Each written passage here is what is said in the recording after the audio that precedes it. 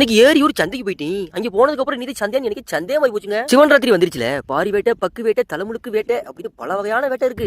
இப்பலாம் அதுக்கு அனுமதி எங்க இருக்கு? இருந்தாலும் வேட்டையாடு கூட்டமாடா, நாங்க இன்னைக்கு சந்தைக்கு வர மாட்டோமாடா அப்படின்னு ஒரு புள்ளோட சந்தைக்கு வரலையாப்பா. வகை வகையான காய்கறி கடையெல்லாம் நிறைஞ்சு கிடக்கு. ஆனா வாங்க நாதி இல்லாம சந்தையே வெறிச்சு ஓடி கிடக்கு. போட்ட முதல்ல கிடைக்குமா இல்ல பொழப்ப கெடுத்து நிக்குமா அப்படின்னு வியாபாரி முகம் ஃபுல்லா சோகம்.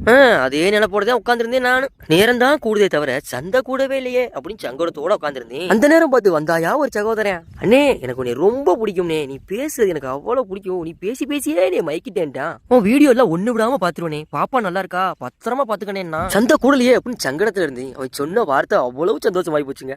காசு படத்தை சம்பாரிச்சனோ இல்லையோ, ஆனா இந்த மாதிரி பல உறவுகளை சம்பாரிச்சிட்டேன், அது போதுங்க. ஆனா அந்த தம்பி சொல்லிட்டு போனதுக்கு அப்புறம் எனக்கு என் பொண்டாட்டி ஞாபகம் வந்துருச்சு. ஏன்னா அவளை அப்படிதான் சொல்லுவா, நான் பாட்டுக்கு செவனேன்னு இருந்து என்னைய பேசி பேசியே மயக்கி கொண்டு வந்து புல்லு புடுங்க விட்டியாடா, பூ எடுத்து வைக்கணும் பின்னால அப்படின்னு ஒரு பாட்டுல சொல்ல, இங்க வாங்க நாதியிலேயே நான் யார்ட்ட போய் சொல்ல அப்படின்னு உட்காந்தாரியா மாப்பிள்ள. அட பேசுறது யாருப்பா, பிச்சை மைனா இல்லங்க அம்மச்சி பட்டியா. உள்ள போய் வீடியோ எல்லாம் பாருங்க, பிடிச்சிருந்தா ஒரு ஃபாலோ பண்ணிக்கோங்க. பாய்.